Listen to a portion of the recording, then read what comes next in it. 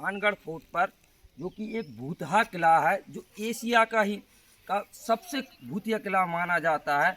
तो यहाँ पर आप मेरे जो पीछे देख रहे हैं, इसे बोलते हैं सोमेश्वर मंदिर।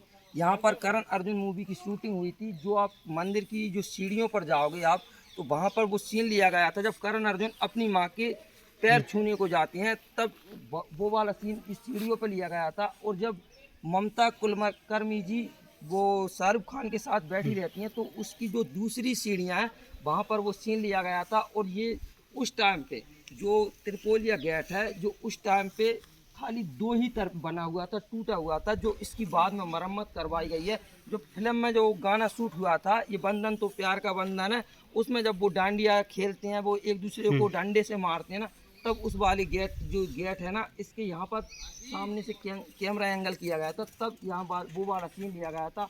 और जो पीछे जो आप महल देख रहे हैं, ये है भानगढ़ का बहुत ही डरावना महल, बहुत ही हॉन्टेड प्लेस है, जहाँ पर बहुत ही भूत ज़्यादा प्रेतों की कहानी प्रसिद्ध है। और रात को यहाँ पर जाना सख्त मना है। सुबह 6 बजे से शाम को 6 बजे तक ही ये ओपन रहता है। इसके बाद यहाँ पर रुकना सख्त मना है, क्योंकि यहाँ पर एक सुप्रसिद्ध रानी रहती थी, बहुत ही ज़्यादा सुंदर थी, बहुत ही रूप सुंदर था उनका, और उन पर बहुत ही राजा मोहित हो जाते थे, लेकिन वो किसी से शादी नहीं करना चाहती थी। एक बार की बात है, जब वो मार्केट गई, मार्केट यत्र लेने की लिए गई, तो वहाँ पर जाकर उन्होंने देखा कि यत्र वो ले रही थी, उसी टाइम उनको कोई तांत्रिक सामने से देख रहा था, जिसकी नज़र रानी रत्नावती पे काफ़ी टाइम से थी।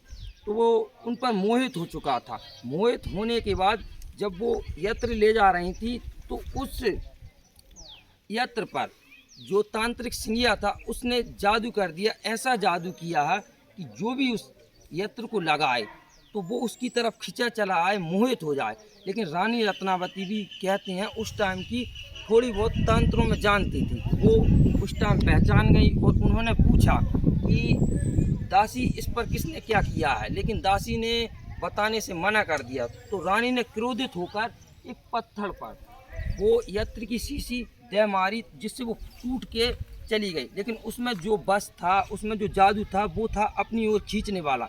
वो सिंगिया बाबा था, उसकी तरफ जादू से वो पत्थर खिंचा हुआ चला गया, जिसकी वजह से वो सिंगिया बाबा के ऊपर गिरा और वो कुचल के मर गया। तो उस मरते मरते तांत्रिक ने श्राप दी कि जाओ, आज के बाद ये सारा भानगढ़ है जो तहस नहस हो जाएगा, बर्बाद हो जाएगा, और आपकी आत्मा यहाँ हमेशा के लिए भटकती रहेगी। कहा जाता है उसके बाद भानगढ़ और अजबगढ़ के बीच भयंकर लड़ाई हुई। लड़ाई होने की वजह से लड़ाई हुई, तो उसमें रानी रत्नावती मर गई। और एक और कहानी है कि जब राजा इस महल का निर्माण करवा रहे थे, तो उस टाइम क्या हुआ था कि भगवान दास थे, उन्होंने इसकी जब नींव रखी थी, तो यहाँ पर एक साधु रहते थे बालूनाथ करके। तो उन्होंने क्या किया था कि उन्होंने बोला था कि आप महल यहाँ पर बना सकते हैं, लेकिन इतना ऊंचा ना बनाएं कि मेरी कुटिया तक उसकी छाँव आए। लेकिन क्या हुआ कि जब भगवान दास के जो भी वंशज हुए, वो इस बात को ना जाने, उन्होंने इसको 4 मंजिला से 7 मंजिला करवा दिया, जिसकी वजह से जिसकी जो छाँव है वो वहाँ पर तक कुटिया तक पहुँची।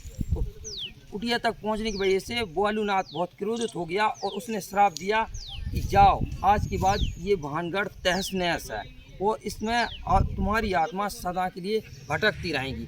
बस कुछ और भी कहानियाँ हैं जिन्हों को लोग मानते हैं और जिन्हों को लोग सुनते हैं, लेकिन आज तक इन कहानियों का कोई प्रमाण नहीं मिला है।